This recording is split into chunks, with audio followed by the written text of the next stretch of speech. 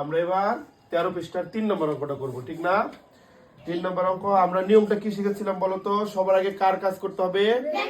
ব্র্যাকেটে, তারপরে ভাগ, তারপরে বলো গুণ, তারপরে যোগ বিয়োগ একটা করলেই হয়। আর যদি একটা বাক্যে গুণ আর ভাগ একসাথে থাকে তাহলে যেটা প্রথমে থাকবে সেটা আমরা আগে করবো, ঠিক না? গুণ থাকলে গুণ, ভাগ থাকলে ভাগ, এটা হলো নিয়ম। তাহলে দেখা যাচ্ছে এখানে 300 বিয়োগ আর এখানে একটা বড় ব্র্যাকেট দিয়ে দিচ্ছে না?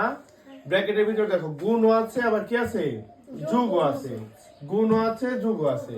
তাহলে আমরা কি করব? ব্র্যাকেটের ভিতরে আগে গুণটা আগে করবো, ঠিক না? তাহলে 300 বিয়োগ, এখানে দুইটা গুণ আছে, আমরা দুইটা গুণ একসাথে করে দিতে পারি। প্রথমে আছে 18 গুণ কত বলো? 5। তাহলে 5 একটা 40 এর শূন্য, হাতে রইল কত? 4। 5 অক্ষে 5, 5 আর 4 কত? 9, 90। তাহলে এখানে কত হইলো? 90 হইলো। তারপরে যোগ আছে, আমরা যোগ দিলাম। এখন আবার 45 কে কত দিয়ে গুণ করবো বলো?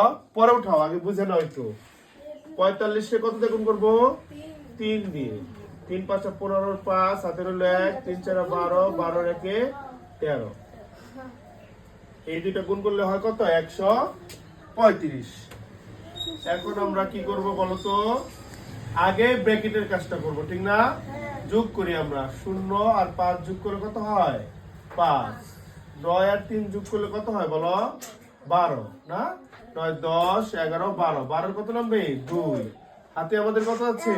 1। 1 আর 1 যোগ করলে 2। এবার 300 থেকে 225 বিয়োগ করো। আমরা পাশাপাশি বিয়োগ করি। 5, তাহলে 0 ছোট, 0 এর কত ধরবো? 10। 5 আছে 10 হবে 5 হইলে আমার হাতে রইলো 1, 2 এর 3, 3 আছে 10 হবে কত হইলে?